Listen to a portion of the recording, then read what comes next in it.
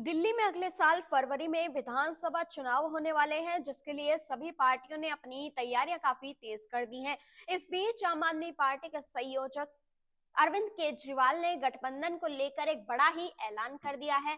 Press conference में उन्होंने साफ तौर पर कह दिया कि दिल्ली विधानसभा चुनाव में आम आदमी पार्टी किसी भी दूसरी पार्टी के साथ किसी भी तरह का कोई भी गठबंधन नहीं करेगी। लोकसभा चुनाव में कांग्रेस और आम आदमी पार्टी ने दिल्ली के 7 सीटों पर मिलकर चुनाव लड़ा था।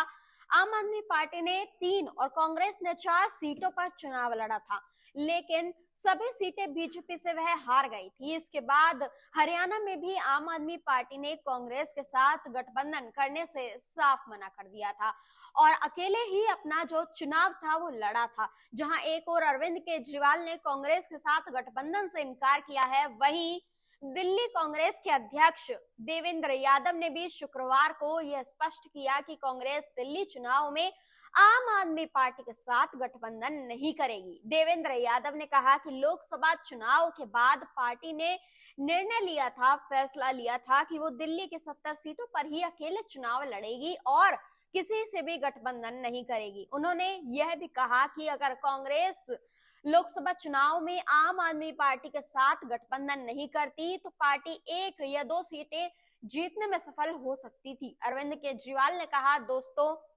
पिछले कुछ दिनों से मैं दिल्ली में बिगड़ती कानून व्यवस्था के बारे में बात कर रहा हूं। पिछले जो 2-3 दिन रहे हैं उनमें ये और भी ज्यादा खराब हो गई है। मैं खुद दिल्ली का नागरिक हूं और पूर्व मुख्यमंत्री भी रह चुका हूं। लोग मुझे इसकी शिकायत करते हैं, वे दहशत में हैं, वे घबराए हुए हैं।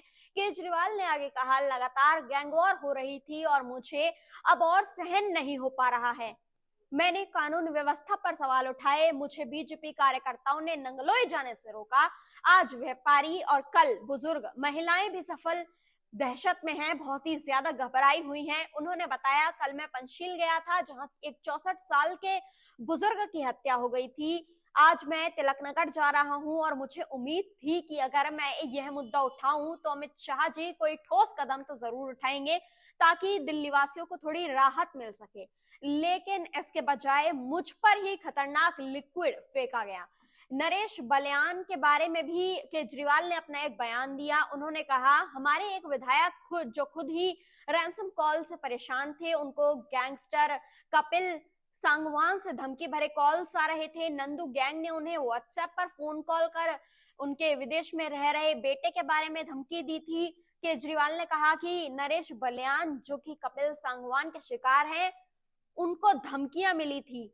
जब उन्होंने दिल्ली पुलिस से मदद मांगी तो उनकी मदद करने के बजाय, उनकी शिकायत दर्ज करने के बजाय उन्हें खुद को ही गिरफ्तार कर लिया गया, नरेश बलियान को, जबकि गैंगस्टर पर कोई भी किसी भी तरह की कार्रवाई नहीं हुई।